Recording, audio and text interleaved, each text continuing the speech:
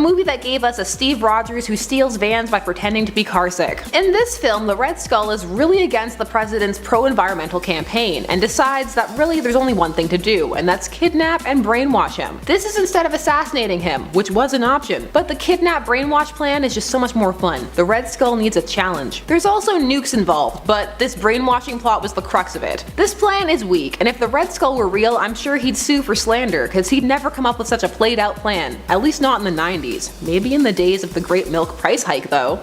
It was a joke, I know they're from different companies. Lower your pitchforks. Number 7, last movie for now I promise. Then we're on to the full comic book zaniness, but we have to talk about Catwoman, the Halle Berry one. People often get caught up in the Halle Berry as Catwoman, or the terrible CG, or the costume trying so hard to be sexy it does a 180 and just becomes sad. But what is often skipped over is the plot. So this film involves an evil cosmetics company whose product will eventually destroy the faces of the women who use it, while also hardening them into stone. This is actually a classic storyline. We've been here before. However, when you make it the focal point of a 2004 movie, people start to poke holes in it. Lauren Hadare, played by Sharon Stone, is the wife of the CEO of the beauty company, and she has becomes obsessed. She kills patients. Halle Berry is not playing Selena Kyle in this movie. She kills her own husband and goes to great lengths to keep this a secret. They need to release this product and keep it going. However, here's the thing. This is an untenable plan. People are going to use this product and then the word will get out. Are you going to kill every single person who uses it? No. So essentially the fight is Catwoman trying to stop people from having to file a civil suit. A class action lawsuit actually. This movie is actually really fun if you accept it on its own terms. It's not good, but that doesn't mean you can't have a good time. Number 6. Scarecrow makes everyone illiterate. So the DCAU, that being the DC Animated Universe, had a series of tie-in Batman comics. 2 series actually. And this plot comes from those pages. And it takes the heroes a while to figure out that it's actually a Scarecrow plot, because in all fairness, it doesn't match his usual MO, at least not until you really think about it. So in this story, nobody can read anything anymore. They can't read signs, books, nothing, and society just instantly collapses. Train conductors can't run trains, people can't follow road signs, pandemonium. The thing with this plan is that it takes a very loose look at illiteracy, like people can't understand symbols of any kind or things that were color coded. Nothing. It's just a bit of a stretch. They can't even take money out of an ATM. All they're seeing is bizarre symbols. People are dying. They call it the illiteracy disease. This story was 2 parts. On the second cover it has Robin cowering in fear of road signs. The thing with this one is, well, it's just not accurately labeled. It makes for a fun story, but you really have to suspend your disbelief, which I am 100% willing to do. Way to go outside the box, Scarecrow. That's good thinking. Number 5. Identity Crisis. Identity Crisis is one of those stories that was really well received when it was released, but people now look back on it with a bit of a jaded eye. Identity Crisis was released from June to December of 2004, and was written by famed thriller novelist Brad Meltzer, who wanted to create a thriller in the superhero format. The ramifications it had on characters and some of the mischaracterizations are still discussed to this day, but paradoxically, it was very solidly written. It just really needs to be taken on its own in a bubble, which thanks to 2 universe-wide shifts since, one can now do. So the villainess of this tale was Jean Loring, the former wife of the Atom, Ray Palmer, who set about terrorizing the loved ones of heroes so that she and the Atom would get back together because he'd be concerned about her safety. The only thing is, right out the gate, she accidentally killed the elongated man's wife, and then it was just a case of escalation. Let me kill my friend so that my ex will get back with me, or you know, I could call him. This is why she ended up in Arkham, which was also a terrible idea. She knew identities, but Ray put her there anyway. Maybe they truly were meant to be. Number 4.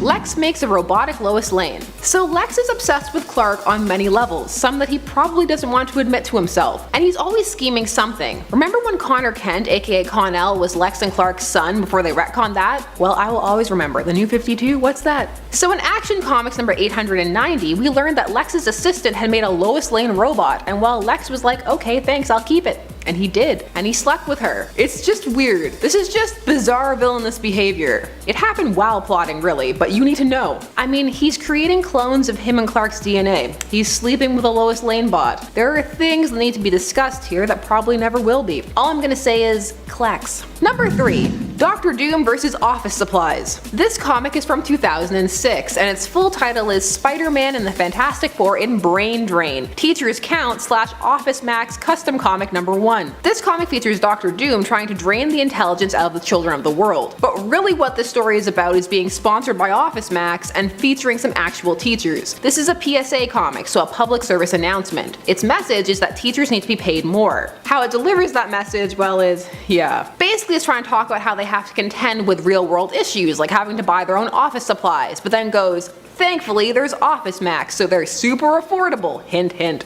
And also they take on ignorance, such as Dr. Doom's brain drain machine. This comic does have some stellar moments though, such as the teachers throwing office supplies at Doom, and also Reed being impressed by the Office Max supply store. He's actually like, wow, look at all these supplies, rubber bands and a ball. Reed is impressed by many things, but a ball of rubber bands? Okay, sure Jan. Number 2. Magneto was Zorn all along. This arc and the retcon that had to be done afterwards are still confusing to people. So Zorn debuted in the new X-Men Annual number 1, and he existed, like he was real, only at some point he was replaced by Magneto, and no one noticed, because Magneto sorta mimicked the abilities that Zorn had, and he was masked. But then he was unmasked, and haha, with the help of Chinese supporters, it was Magneto the whole time, and he wasn't dead, and he did all this, pretended to be a teacher for months because he wanted to infiltrate the X-Men. So yeah, this was clearly a reveal to be a reveal, and then they had to retcon it away, and it doesn't even make sense how they did it. Just why? Unpopular opinion, I think this entire run by Grant Morrison is overrated. Leave your unpopular opinions down below. I can see them now. You're overrated. You move your hands too much. Number 1. Big Barda and Superman are kidnapped to make a porno. So for this, we need to go back to Action Comics number 592, and in this story, poor Barda, who is just adjusting to her life on Earth, tries to stop a crime, only to end up in the sewers and kidnapped by a villain called the Sleaze, who lives up to his name and then some. He can control people's emotions and force them to do his bidding, and his plan at first is just to make her dance for him. But by happenstance, Superman ends up tracking Sleaze to the sewers, and then they both end up under his control, and his next plan is to take them to a pornographer to shoot an official porn movie for the money. The worst part, they're both fighting it the entire time, but can't. Thankfully, they're saved by Barda's husband, Mr. Miracle, and all they've done is kiss. Okay, this plan, it makes sense, it's just really gross and icky. It's not even a bad story, it just leaves you feeling like you need several showers. It's a super petty, weak plan. I mean, Sleaze, you were from Apocalypse, and this is the best you got? Actually, I'm kinda glad. If this was the B plan, I don't want to see the A plan. It's probably, like a superhero orgy or something. Number 10. Spoiler alert, it was Darkseid all along. This plot was a brilliant one because it took Darkseid's supervillain profile to new heights. He had been seen as a menace to be reckoned with before this, but this was when people really took notice of him. And supervillainy aside, it was also heralded as one of the best Legion of Superheroes plots ever written. All these servants, who we find out later are clones, are popping up and creating chaos for our heroes, who have no idea what is going on. As they are trying to stop the army of clones' evil antics, it is revealed that the mastermind behind it all is none other than Darkseid himself. Dun dun dun! While on Daxam, he controls an army of 3 billion. When the Legion comes to fight him, however, he loses control of the Daxamites, and it is only because he cannot beat back the 3 billion that made up his army that he even surrenders. Number 9. Eobard Thawne torments the Flash. In Flash Rebirth, Professor Eobard Zoom Thawne of the 25th century, also known as Reverse Flash, uses the negative speed force to torment Barry Allen. The thing to understand here is that without the Flash, Professor Zoom would not have his own powers. So unfortunately for him, he can't actually use the negative speed force to travel back in time and kill Barry, or it would cause him to not be born. But that doesn't stop him from traveling back in time and killing Barry's mom. You might be thinking, what would be the point of that if it doesn't allow you to defeat your enemy? Well, Thawne simply wants to torment Barry, and he is successful in that. He causes a slew of unfortunate events to happen in Barry's life as a result of his time travel. Still, one of the worst being the murder of his mom, and making his father look guilty of the crime. This comic not only changed Barry Allen's life, but also the whole DC universe, as it was the event that incited the Flashpoint event, that reset the DC universe and brought about the New 52 reboot. Talk about a plot. Number 8. Batman destroys the Justice League? Just kidding. Ra's al Ghul defeats the Justice League. Well, with Batman's help. In JLA Tower of Babel, it is revealed that Batman has a contingency plan. Files on all the Justice League members that include blueprints involving how to defeat them should they turn evil. Unfortunately, his security system surrounding his personal files in the Batcave turns out to not be quite as infallible as he thought, as Ra's al Ghul is able to hack in and get access to all Batman's brilliant plans on how to defeat the Justice League members. Once he incapacitates each of the members members and successfully distracts Batman, Ra's al Ghul puts his diabolical plan in motion to spark a war between two nations. Once the team is revived, Batman explains the situation to his understandably irritated teammates and apologizes, so they can band together to once more save the day. Still, a pretty good plan though. Number 7. Lex Luthor for president. One of Lex Luthor's dastardly plots involved him getting elected as president. But who would vote for such a villain?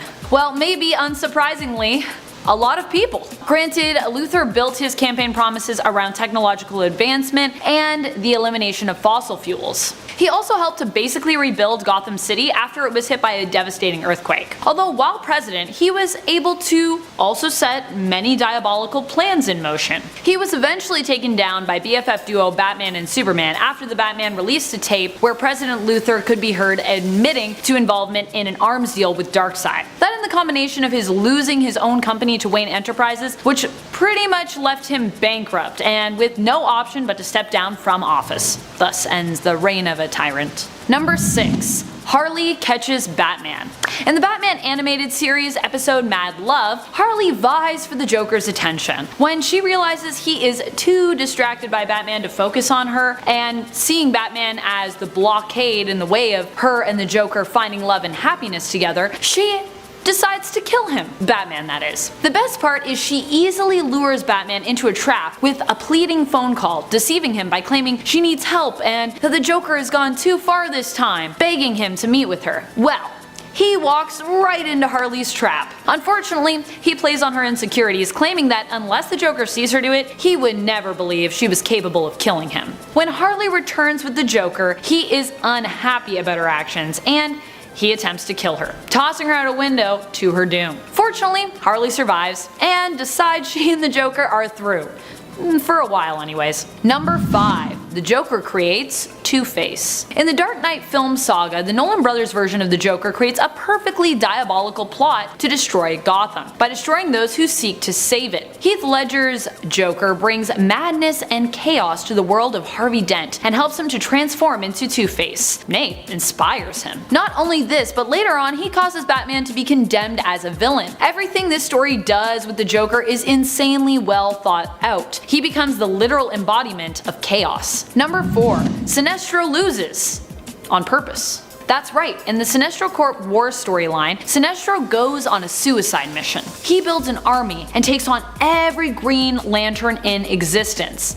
Of course, he loses, but he later reveals that this was all part of the plan. He wasn't aiming to win, although he probably would have been cool with that if it happened. All he wanted to do was prove that the Green Lanterns would need to use lethal force. Having that sanctioned as acceptable as a result of the war meant that fear would spread, and that he had won. Number 3. Bane makes Batman sleepy. Famous for his micro naps and near invincibility in a fight, it's hard to keep in mind that Batman doesn't really have superpowers. He's just a normal guy. Well, I mean, a normal rich guy who has mommy and daddy issues and dresses up like a bat every night to fight criminals, so relatively normal? Still, it always seems in the comics that the masked vigilante and skilled detective can handle whatever comes his way. That is until the events of Nightfall, wherein Bane frees all of the maximum security inmates from Arkham Asylum, who unfortunately has never seemed to be great at exploring rehabilitation tactics when it comes to criminals. Batman is forced to try and round up all the criminals, leaving him exhausted by the time Bane comes a-knockin'. Bane ends up breaking Batman's back over his knee and taking control of Gotham, forcing Jean-Paul Valley to step in as a replacement Batman while he heals. Number 2. The Joker kills Robin! Although this was kind of an off-the-cuff plan, it left a huge mark on Batman's psyche. After a falling out with Jason Todd causes him and Bruce to go separate ways, Batman is tracking the Joker to Lebanon, where the Joker is planning on doing some arms dealing. While there, Batman is reunited with Jason Todd, who is attempting to track down his mother. The two foil the Joker's plot together and get back on good terms. Jason continues the search for his birth mother, who he ends up locating in Ethiopia. She is blackmailed by the Joker and as a result hands over Jason to him, and the Joker tortures and kills both Jason and her mother before Batman can arrive to save them. Broken as a result of Jason's death, Batman blames himself and refuses, for a time, to not take on any new sidekicks. And the Joker actually becomes a member of the Iranian government, and even after leaving Batman a clue as to where to find him, sorta just gets away with the murder of Jason. Oddly enough, the storyline that this plot belongs to, titled A Death in the Family, was quite controversial at the time, as DC actually gave readers the opportunity to vote for whether Jason Todd would live or die as a result of the story, by calling in and casting votes. So who's the real villain here? Number 1. Anti-Monitor destroys the multiverse. What's the antimatter with the DC multiverse? Why, Anti-Monitor, of course. The storyline of Crises on Infinite Earths involves multiple DC universes, time travel, and antimatter, as well as the deaths of some of your favorite superheroes, including Barry Allen's Flash and Supergirl. In this story, Anti-Monitor, who is the villainous version of Monitor, who tracks and maintains all the different universes within the DC multiverse, uses antimatter to go around and destroy all of the different worlds it can find. When it is thwarted in its attempt to destroy all worlds, Anti-Monitor travels back in time to try and prevent the multiverse from ever existing. United by the Spectre, the heroes of the DC multiverse also travel back in time to stop Anti-Monitor. Fortunately, they manage to save the day. However, the events of this plot still once again set events in motion that led to a DC Universe reboot. Time travel has a way of making everything reset, I guess? In the number 10 spot, we have Walrus. There was no secret that Walrus was a comedic villain for Spider-Man, so he expectedly has a suitable origin story. Like many other villains and superheroes, Hubert Carpenter had his body augmented by his uncle with experimental technology. This tech was used to gift him with the strength, speed, and agility of a walrus, because that is the animal to strive toward when you're channeling your inner destructive criminal. Coming in at number 9 is Lady Stiltman. Yet another Spider-Man villain, Lady Stiltman not only has a ridiculous name, but also a ridiculous origin story. And in terms of story, we mean really none at all. What caused this villainess to don the ridiculous armor? Simply in admiration of the original Stiltman, because he was certainly a villain to look up to of all the villains out there. Turns out Callie Ryan, the face behind the armor, was the victim of a hoax sex scandal video, so that's interesting. What better way to hide from a sex scandal than with metal legs and a sucky career in crime? Next at number 8 we got Catwoman. Selena Kyle, who has played both supervillain and superhero in the world of Batman, has a very well developed origin story. It includes a life of abuse and running away that culminate into her becoming criminal. However, early on in Batman number 62, Catwoman is found to be a flight attendant who suffers from amnesia, and whose cat-inspired costuming comes because, well, her dad owned a pet store and she knew a lot about cats. Seriously? Luckily, no. This was just something she made up to avoid her past life of crime. That was a close one though. In the number 7 spot is Rainbow Raider. An enemy to the Flash, Roy G. Bigelow had dreams of being an artist, but he was in fact colorblind. As a kid, he made all sorts of paintings that he thought were quite nice, but other people started telling him the colors were clashing. You can only imagine the horrible trauma he went through being told his art was clashing. So when his optometrist father created a set of goggles for him that allowed him to emit different colored light, you just know revenge was on the mind. So learn from this and don't criticize budding artists, at least not to their face. They may attack you with subpar weapons of colorful destruction. Coming in at number 6 we got Gambler. This villain of Green Lantern's story isn't just lame, it is very convoluted and random. Stephen Sharp III was doomed to be a gambler from the start, because genetics. His girlfriend wanted him to prove this wouldn't happen, but before he could marry her, she ran off with another guy who was also a big gambler. So much for that. Stephen wanted to change himself on that day, so conveniently right then an armored truck crashed nearby. This meant that he could steal lots of money and join the circus, as most suddenly rich folk do, which led to a life of crime. Don't ask, we don't know. Next up at number 5 is the Fiddler. So the Fiddler, who is an enemy of the Flash, started out as a regular thief named Isaac Bowen. He was caught and thrown in jail in India, and there he meets a fakir who uses the power of music to control snakes. Lots of those in prison, let me tell ya. From this guy, he learns the mystical art of Indian music. Out of debris in his cell, he magically makes a playable violin, and proceeds to break out of prison using the power of song. He also murders his teacher, just because. was. This one is unique, I'll give it that. Next up at number 4 we have the kangaroo. Frank Oliver, another Spidey villain on this list, grew up studying the kangaroos of Australia. He took studying to the extreme apparently. He not only watched them, he lived amongst them and ate them too. For the full experience of course. What happens because of this is that he developed leaping abilities and decided to throw himself into the boxing ring with his super jumping abilities. They do say you are what you eat. In the number 3 spot is Lex Luthor. The famous and well-established Superman villain is not immune to a bit of a bad writing blip. His origin story was revealed in Adventure Comics number 271. Turns out he and Superboy were buds in their youth. Luthor accidentally set fire to his own lab, which Superboy put out with his super breath, but also spilled chemicals everywhere. Not only did this kill the artificial life form Luthor was cultivating, it also killed his hair. The man is a megalomaniac psychopath because he became bald. You could say it puts Superman in a bit of a hairy situation. Coming in at number 2 we have the top. As a child, Flash villain Roscoe Dillon was obsessed with spinning tops. So obsessed that he kinda wanted to be one. He taught himself how to spin really fast. He spun so fast he was able to deflect bullets, and somehow the spinning also improved his intelligence, unlike most people who will collapse after even trying. So yeah, that's all there is to him. Man likes tops, man spins around like top, man becomes the top. Creativity at its finest. And finally, in the number 1 spot we have Codpiece. Poor little Codpiece, and we do mean little. Apparently insecure about the size of his, shall we say, piece, this guy was super sensitive to comments that he misinterpreted and eventually had enough. He developed a suit that turned his junk into a weapon trunk. Let's see who's laughing now at his weapon of mass destruction. Nothing funny at all about a groin cannon. Number 10. Dr. Doom and arrogance. Dr. Doom has the ability and the resources to take over the world, and actually has done so, but he is completely incapable of conceiving of himself as having made any mistakes or having any flaws of any kind. This makes him a horrible ally in any villainous alliance, since he feels a compulsion to be in complete control at all times, and will often find his plans undone by some minute detail or distraction. It's because everything just has to be so perfect. Everybody has to be able to laugh at themselves, hero or villain. Number 9. The Sandman and Cement. This Spider-Man villain can transform his body into sand with all of the earth manipulation and lung clogging abilities that entails. However, with Sand's abilities, there also come some hindrances, such as the potential that materials will combine to harden you into cement. Once this did occur to him, rendering him immobile and comatose. And it's not the only time people have mixed chemicals into him. That would freak me out. I don't think I'd want to take my sand form very often. Number 8.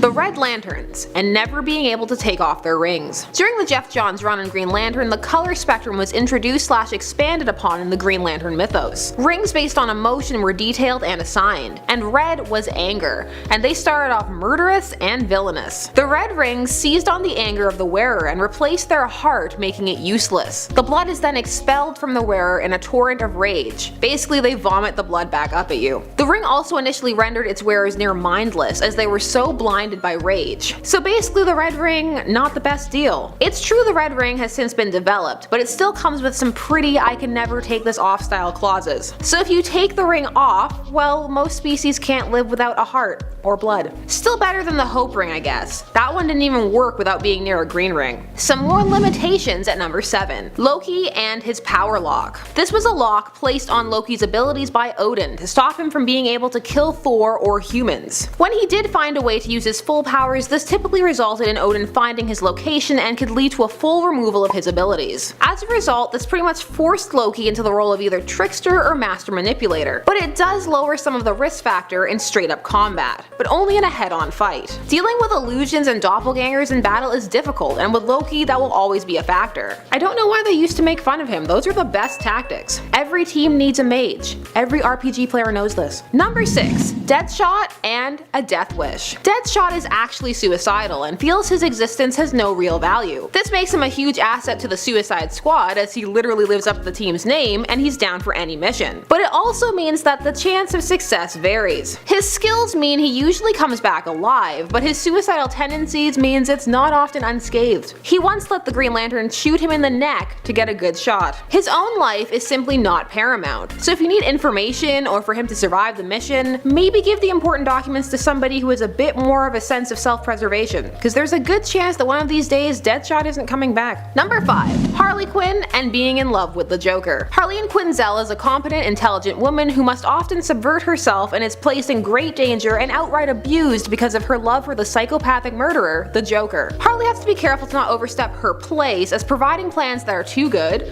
not laughing at the appropriate times, or even being funnier than the Joker can result in a swift kick or even getting shot. While people argue back and forth as to the true nature of their relationship, one thing is certain: being with the Joker and her constant willingness to go back to him puts her in danger. And during her solo runs and issues, she has proven herself to be a far more competent villain without him. Number 4. Brainiac and germs. While everyone makes fun of this War of the World style weakness, it actually makes sense. Aliens would be susceptible to our microbes and bacteria, especially an alien like Brainiac, who lives his life encased in sterility, rarely actually physically interacting with the worlds he is absorbing. Even a human baby will be more susceptible to germs and disease if you sterilize everything around them. So yeah, break his containment suit if he's wearing one, or just get him into the muck and fuss of daily life, cough on him, lots of choices. In some depictions he's even a germaphobe, which definitely bumps coughing on him up the list. Number 3. Mr. Mxyzptlk saying his own name backwards, and I just struggled for so many takes to even say it forwards. He first appeared way back in Superman number 30 in 1944 as an annoyance to Superman, a trickster-style character of varying degrees of villainy from the 5th dimension. Superman had to use his smarts to trick Mixie, yes that is the official short form of his name, back into his home dimension, by getting him to say his name backwards, which is Mr. Killpitzism. You would think it was such an unnatural thing to say, it wouldn't happen too often. But this near omnipotent imp would be sent back time and time again by his own name, which is a good thing, because when he goes into full god villain mode, it's absolutely terrifying. Number 2. Black Adam and being unable to revert to mortal form. For those granted powers by the wizard Shazam, they can change in between their powered enhanced forms and their mortal ones by shouting the word Shazam. However, their mortal bodies are still aging and moving through time. Black Adam found himself corrupted by this power, unwilling to relinquish it and using it to rule. However, because he has stayed in this form for so long, he can never return back to his mortal form of Teth Adam in most incarnations, as he is simply too old. Reverting to that form would just kill him. So I guess he has no other choice but to go on being a power-hungry despot. And our number 1. The Joker and the death of Batman. The Joker is Batman's opposite and spends nearly all of his energy obsessing over him and trying to find ways to get him to pay attention to him. So it should be no surprise that in stories where Batman is dead, appears dead, or retires, the Clown Prince of Crime doesn't fare too well. In one story, this occurrence led to him becoming completely sane until Batman re-emerged. In another, he remained catatonic until an aged Batman returned to the crime-fighting scene. It is heavily implied that without Batman, the Joker has no purpose. This renders him a bit shady in a team-up where Batman has to be taken down. It also means that he has a hard time maintaining focus on any plan not involving Batman. He will also try to actively stop other villains who are looking like they're about to succeed at taking Batman down. I mean, he pushed Harley out of a window for having a better plan than him. You always take shots from folks who just don't get the joke. Number 10. The Lizard. Curt Connors is a scientist working on the regrowth of lost limbs, so we'd expect him to be pretty intelligent, right? Normally he is presented as such, but there was one storyline that made us question everything we knew about him. Curt Connors is also the Lizard, transformed after one of his experiments on limb regrowth goes terribly wrong. While in his monstrous lizard state, it has often been shown that Connors is not in control really of what he does, becoming more animalistic. In a sense, he is somewhat a victim himself who knows not what he does. But what if he did know? In the Lizard's Tale story arc from Spectacular Spider-Man, we explore the idea that Curt is more in control of the Lizard than we were originally led to believe.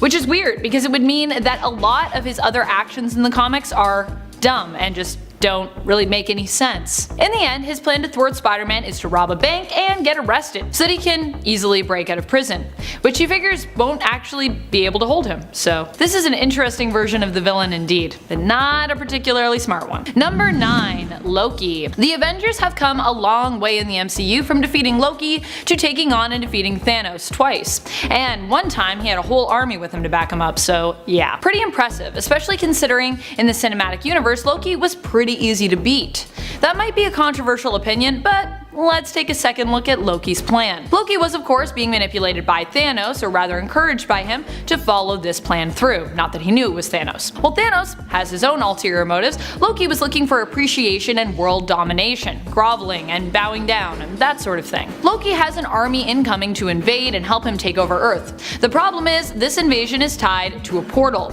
It's basically at the core of everything that is going on. So, what does Loki do? Heavily guard it to make sure no one tampers with it? No. He leaves it on the roof of the Stark Tower, where no one could possibly find it, right? Anyways, Iron Man guides a nuke through the portal, and well, that's the end of the invasion, making Loki's plot a pretty mischievously easy one to thwart. Number 8. Joker. While the Joker may be pretty good at causing Batman a world of grief and scheming to destroy the Bats, and often in the process Gotham, his intellect always seems to come into question. While criminally speaking the Joker seems to be a psychotic genius, there are some plans that have left us questioning some of the whys behind his antics.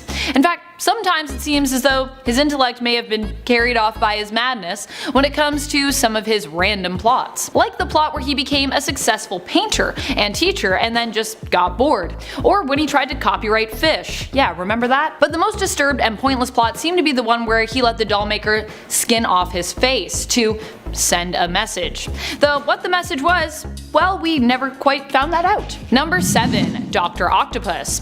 Doc Ock is typically known for being a brilliant scientist, but this plot he attempted might cause you to see him differently. In order to control a nuclear plant that Aunt May had inherited, which is for some reason abandoned and yet also fully functional, Doc Ock decides there is only one course of action to take, one that will see him gloriously victorious in terms of possessing this plant: marrying Aunt May. He could have stolen it from her, kidnapped her, and made her hand over the deed, just gone and just possessed it himself. I'm sure Aunt May wouldn't have even noticed that. She doesn't strike me as the nuclear facility type. She probably would have never even gone to it really. But no. None of these plans are good enough for Doc Ock. He's got to marry her, which really would only entitle him to half of the plant anyways, had it worked. Instead, Spider-Man swings in and saves the day, leaving Doc Ock behind as the plant goes into meltdown mode. Number 6. Kraven. So admittedly, I really love this story, but it still makes Kraven look pretty dumb. In Kraven's last hunt, Kraven kills Spider-Man. Admittedly, a great plan, direct, effective, except for the part where he doesn't. Near the end of the story, we find out that Kraven just put Peter in a death-like state for a few weeks so he could run around and imitate Spider-Man to prove that he was better than him. As the only prey that Kraven seemed unable to catch, he felt this would prove, I don't know, some kind of point, I guess? Except that he is able to catch Spider-Man and then just doesn't kill him. Interesting choices here, Kraven. After Spider-Man has risen from the dead, Kraven confesses and continues to gloat. He ultimately decides that Spider-Man is free to go, then kills himself. I know that Kraven was going to make a point here, but I think it probably went over most people's heads, especially Spider-Man's. Number 5. Magneto. Granted, Magneto isn't intended to really be a villain in this storyline, but either way, he still acts pretty dumb. This story comes to us not from the comics, but from Days of Future Past, the X-Men movie where we see Wolverine go back in time to try and prevent the post-apocalyptic events of the future, which is really his past. Anyways, time travel's confusing. Magneto is trying to help prevent this future as well and aims to kill Mystique in order to do so before an event can take place where she was caught on camera and terrified all of humankind, causing the huge war between humans and mutants and the post-apocalyptic future. When this fails, Magneto decides to take control of Trask's Sentinels and have them kill the president, or attempt to kill the president. Not a terrible idea until he decides to fly in and drop a stadium on the lawn of the White House and confess publicly on television that he, a mutant, was responsible for all of the destruction. Ugh, my goodness. Why would you do that? That's just gonna cause a war, whatever. Number 4. Ozymandias. Adrian Veidt's villainous scheme to kill millions in order to obtain world peace seemed pretty brilliant. His fellow heroes never saw it coming, and he only revealed his plot after it had already taken place, being sure to cover his tracks as he went. He applauds himself and thinks he's the smartest man in the world. Even the rest of the Watchmen decide, well, they may as well join him. Except Rorschach. As such, Ozymandias underestimates his potential opponents, and Rorschach gets the better of him, despite Manhattan Manhattan killing him. Beforehand, he was smart enough to send his journal with his findings surrounding Adrian's plan to the news. They decided to publish the information and expose Veidt for the villain he is, undoing everything he set out to accomplish and sending him into hiding. So while he may claim to be the smartest man on Earth, Rorschach still seems to have outsmarted him, even in his death. Number 3. Dr. Doom. Victor Von Doom has had a slew of great plans, to be fair, but he has also had a slew of pretty terrible ones. One of his particularly ridiculous plans proves just how dumb the usual genius-level intellect supervillain can be, and involved him swapping bodies with Daredevil. This plan could have been great, except it mostly just involves Dr. Doom messing with Daredevil, including a part involving a room that is giant-sized, set up as a test to prove that Daredevil is worthy of the planned body swap. Doom's plan seems to be to use Daredevil's connection to the Fantastic Four to do something. Defeat them, I guess? We never really get there. Daredevil handily defeats Doom while in his body by threatening to start a war between Latveria and China under the Doom guise. Doom knows this would not end well and agrees to swap back. Oh, and apparently, Dr. Doom doesn't seem to notice that Daredevil is blind, even while in his body. Number 2. Lex Luthor. While Lex Luthor may be the most brilliant Superman villain in the comics, his film adaptation leaves much to be desired, and it is for this reason that he made the cut. Don't believe me? You might need to rewatch Batman vs Superman again, which paints him as the villain behind the showdown between the two heroes, who are usually portrayed as being BFFs. Instead of making the president the one who issues the order and making the fight more revolve around their different ideologies and Batman sort of going a little crazy in his old age, they decide to put Lex Luthor at the center of this plot. This plot is so intricate and so haphazardly built on hoping that people will just make the moves that he anticipates. You could argue that Lex is just good at reading and manipulating people, but I'd wager that it's more likely that he's just lucky. If he was really a genius, he probably would have made the plan more direct, less room for things to go wrong. Just kidnap Martha and make them fight already. And let's not forget that Lex has no real motivation for this plan. At the very least, not Batman's involvement. And if you don't believe me that Lex Luthor did a bad job in this movie, just look back to the 2000s when Kevin Spacey played him and all of his plans just revolved around real estate. I don't know. Number 1. Green Goblin. In the 2000 Spider-Man films, we saw Norman Osborn meet his end in the stupidest of ways. For a villain that even in the film franchise is supposed to be a genius and a master manipulator, this was a pretty dumb move. He and Spider-Man are having a standoff, and he comes up with the brilliant idea mid-fight to finish off Spider-Man by impaling him with his glider. Mwahaha, brilliant! Except for the part where it's not.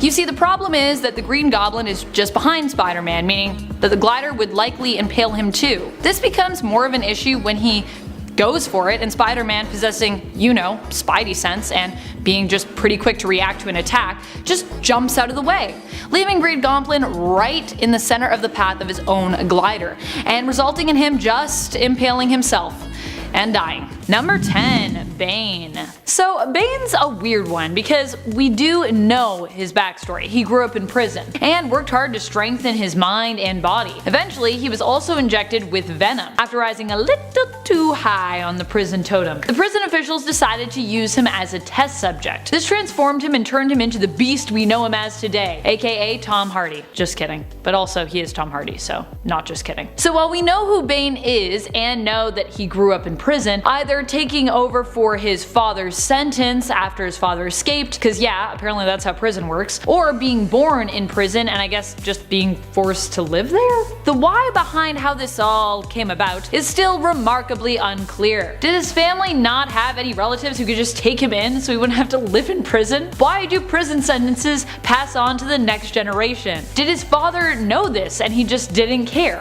What we know of his backstory just begets more questions. And he never is really given a birth name, just Bane. So his identity remains unknown because he was never really permitted to have one. He was truly born in the dark. Number 9. Mystique. You think you know who Mystique is, but odds are good none of us will ever truly know who she is. Or at least we won't know if we know, you know? Because of her remarkable shape-shifting abilities, it is impossible to know if the standard blue-skinned form we are used to seeing her in is her actual form or not. It's possible she may not even have been female at birth. Mystique often goes by the name Raven Darkholme, but no one even knows how truly old she is. We know she met her lifetime lover Irene Adler, Destiny, earlier in the 20th century, and that she met Logan around the same time as well, but we do not know anything of her life before that. It is possible that Mystique could be thousands of years old, could have been born with a completely different name than Raven, and could have even been born a man. Who knows? Not me. Number 8. Ruby Thursday. Unsurprisingly, Thursday Rubenstein's origins have yet to really be revealed in the comics. We know that she works for the Headmen and is a villain, but we were never really given much explanation as to why. Where a head should be, she has a plastic computer ball. Well, we know that Thursday chose to undergo this transformation in having a cyborg ball head. It's never really explained where she came from or what her motive is in this regard. Her backstory is sorely lacking when it comes to who she truly is and what her purpose is, other than to be evil and give everyone a ball head. Yeah, she wants us to all have ball heads. The reason why this isn't too shocking though is her character appears to have been created as some kind of joke by Steve Gerber, Sal Buscemi, and Jim Mooney to see if they could create a sexy female character who didn't have a head. Based on the male character's reactions in the comic stories too, it would appear that they managed to succeed to do so. Everyone's always hitting on Ruby Thursday, which is, her character's so weird. Right and weird. Number 7. Overdrive. Overdrive is kind of one of the most adorable mysterious villains. We know some of Overdrive's past, but not truly who he is. Namely that he was a skilled motorist who very much wanted to become a superhero. He attempted to become a hero, but when that failed, ended up joining with Mr. Negative and turning to a life of crime. He is able to alter vehicles and some other forms of tech by using his nanobacteria. In other words, he can trick out a ride just by touching it. He has been thwarted by Spider-Man on many occasions, and one time accidentally revealed a bunch of his Spider-Man merch to the hero, and confessed that he was his biggest fan. He even begged police to keep the trademark note that Spider-Man had left behind with his restrained self, which read the standard, "Courtesy of your friendly neighborhood Spider-Man." So cute. I want him to become like a good guy. I want him to like go from supervillain to like just not a great superhero. Be like a terrible sidekick for Spider-Man. Be so cute. Worse than Frogman. Number 6. The Orb. This villain was apparently just born that way. The Orb is famous for simply having an eyeball for a head. He's got a similar vibe to Ruby Thursday, except that she was a scientist who made herself the way she is, and he was just kind of born deformed. And by deformed, I mean he was born with a giant eyeball as a head. He grew up in a freak show after being abandoned by his parents. Sad. As such, his true identity before his life as the Orb remains unknown. I don't even know if the Orb knows who he really is. He's just always been the Orb. Number 5. The Skeleton. The Skeleton was a villain whose story was really short-lived. They were created by Brian K. Vaughan and Marcos Martin, and first appeared in Batman Gotham City Secret Files and Origins issue number 1. Appropriate. They had the ability to transform themselves into any villain, even appearing able to think and move like them, perfectly disguised. I say they because even the gender of the Skeleton was never confirmed. All we knew was that they were plotting to take revenge on Bruce Wayne, who they had known for a long time and apparently felt slighted by. However, the Skeleton's story got lost in the shuffle, and we never got to find out more about the villain in terms of who they actually were or what they were planning for Bruce. Bring the Skeleton back. There are questions, and I need to know what happens. Number 4. Automatopoeia. Truly a villain I wish we saw more of in the comics. Automatopoeia was originally a Green Arrow villain who was created by Kevin Smith and Phil Hester. He gets his name from the fact that he only speaks in onomatopoeias, words that represent sounds. Snap, buzz, sizzle, squelch. You get the idea. He has also gone up against Batman only to be defeated, but managed to escape the bat by stabbing Joker in the heart, forcing him to choose between saving the Joker's life or catching onomatopoeia. Batman, being Batman, of course chose to save the Joker, allowing onomatopoeia to escape. Later the villain resurfaced as the vigilante Baphomet, and we appeared to learn much about his personal life, but it turned out that his vigilante persona was all a ruse. He had used the persona to get closer to Batman, only to betray Bruce and kill his lover at the time, Silver St. Cloud. Who knows if what we learned of the villain was actually part of the ruse or not? Was it true? Was it a lie? It was probably a lie. Also, what a twist. Ka-clack. By the way, I'm the villain that got away. Number 3, the Foreigner. Despite existing since the 1980s, there's very little we know about the Foreigner. He is a Spider-Man villain who once wanted to recruit Spider-Man as an assassin for the 1400 Club. However, this didn't end up working out. He even worked with Black Cat behind Spider-Man's back in an attempt to do this. Though Black Cat was not fully privy to his plans, she just thought they were working to defeat Spider-Man. So for anyone who doesn't think Black Cat has ever been villainous, this plot definitely did not make her look super heroic. She also, I think, cheated on Spider-Man with the Foreigner. No, that didn't happen, but she had a relationship with the Foreigner. Anyways, despite knowing that the Foreigner was also formerly married to the Silver Sable, we still have yet to find out his true name or much else about him. We just know he slept with the Silver Sable, he was married to the Silver Sable, he was with Black Cat, he's a bad dude. Number 2, Kindred. At first this character seemed like they might be some kind of dark ally, but no longer. Kindred is a demonic spirit that was once a human soul, someone who knew Norman Osborn and Peter Parker well. He refers to Spider-Man affectionately as Pete, and helped Peter to watch over MJ and protect her while Spider-Man was stuck in a fight. However, it is then later revealed that Kindred is really looking to get revenge on Peter. Dun dun dun! And afterwards also get revenge on Norman Osborn. Dun dun dun! Who also tortured the spirit in life as both Norman Osborn and Green Goblin. Who will Kindred be?